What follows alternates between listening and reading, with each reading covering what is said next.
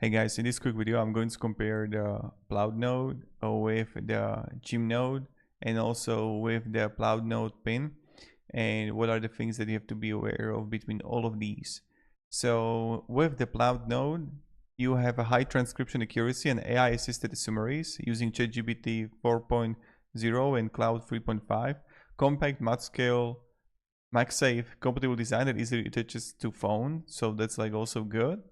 Long battery life and reliable hardware is 64GB storage, so that's also very good.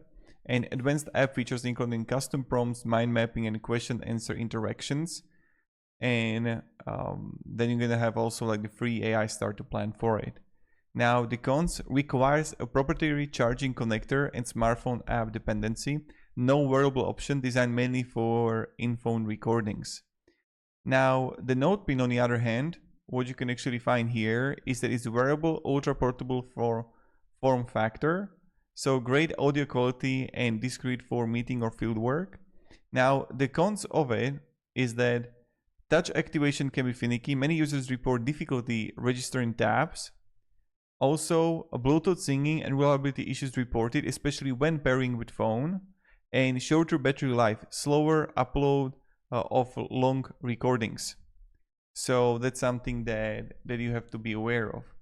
Then also, when we're gonna go further to Otter AI, so it's kind of like the in-person meeting with real-time transcription, integrates with video call platform. So that's not like for the product thing. Less structured summarization and no dedicated physical hardware. Some users report unwanted account enrollments and auto team invites. And then when we're gonna go even further, you can have also the Chime nodes. So it's marketed as offering unlimited transcription, which may appeal to heavy users. Its pay-as-you-go pricing models may appear also. And then cons: often criticized for unclear pricing structure and misleading unlimited messaging, customer support compliance and uncertainty around membership benefits, and it's more expensive comparing to Plaud node, for example. So that's something that you have to be kind of like aware of. So that's pretty much it for this comparison. I hope it provided you value about what you can actually expect of all of these tools and what kind of they offer.